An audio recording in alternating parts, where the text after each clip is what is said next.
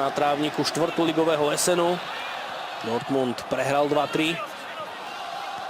Vtedy striedali Aubameyang a Dembele.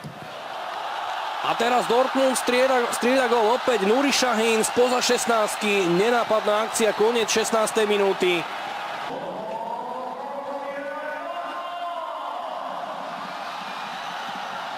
Pulisic má na svojom konce gólovú prihrávku. Táto trefa Dortmundu ide. Pochopiteľne návrub Storariho, ktorý loptu mohol vyboxovať, mohol byť skôr presunutý napravo. Ale opakujeme ešte raz, svoje zohral terén. Aubameyang zatiaľ najviditeľnejší s Pulisicom na trávniku. No a Pulisic vybojoval v 19. minúte pokutový kop. Či sa bude mať prsty možno aj v druhom góle. Áno, bolo tam podkopnutie od Gabriela Paletu. Jasný kontakt pravej nohy z nohou Pulisica.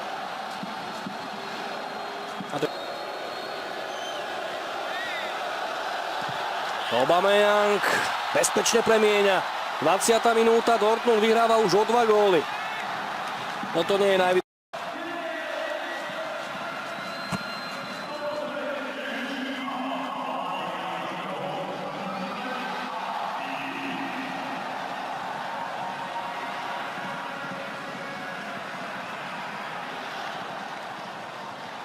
Naša novú nádej do slávneho talianskeho celku, ale vôbec to tak nemusí byť.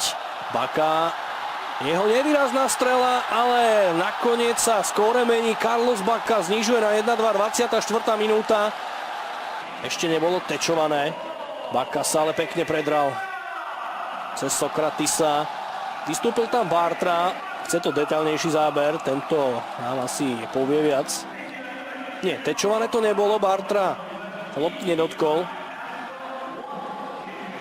Nebolo to najrazantnejšie, ale Bacca úmne využil nečakanou strelou, že Weidenfeller nie je ani na bránku. Už aj veľmi vhodne rozohrať otvorený priestor pre Gonzala Castra.